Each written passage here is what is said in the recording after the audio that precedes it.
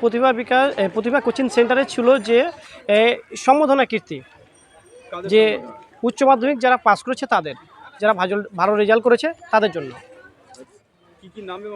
হ্যাঁ হ্যাঁ, মাজিদ আলী ও পেয়েছে 437, ভালো রেজাল্ট করেছে। তারপরে আরেকজন আছে প্রহ্লাদ মণ্ডল, ও পেয়েছে 437, আর হাসান আলী পেয়েছে 435। এরা জয়কৃষ্ণপুর স্কুলের দুজন টপার হচ্ছে মাজিদ আলী এবং প্রহ্লাদ মণ্ডল। ওরা কিন্তু প্রতিভা বিকাশ একাডেমি কোচিংয়েই পড়তো। তারপর হচ্ছে হাসান আলী, ও কিন্তু প্রতিভা কোচিংয়েই পড়তো। এরা সবাই ভালো রেজাল্ট করছে। এরা তিনজন হচ্ছে টপার আমাদের কোচিং সেন্টার থেকে, এমনকি স্কুলেরও টপার।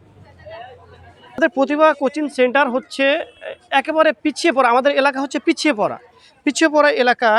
যে এখানে দেখতে পাবে যে নদী ভাঙন কবলিত এলাকা, নিম্নবিত্ত। কারণ হচ্ছে আমাদের এলাকাটা হচ্ছে নিম্ন মধ্যবিত্ত, খেটে খাওয়া দরিদ্র পরিবার থেকে উঠে আসা।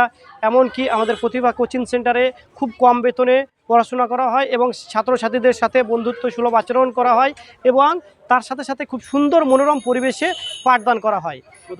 এটা হচ্ছে বাসুদেবপুর হাই স্কুল রোড। আমাদের এখানে যে বিভিন্ন 2003 সালে স্থাপিত, এখান থেকে বিভিন্ন ছাত্রছাত্রী বিভিন্ন জায়গায় বিভিন্ন ইউনিভার্সিটি কলেজে জব করছে, প্লাস হচ্ছে ভালো ভালো জায়গায় আছে। কেউ ডক্টর আছে, কেউ ইঞ্জিনিয়ার আছে, এবং কেউ হাই স্কুল টিচার আছে।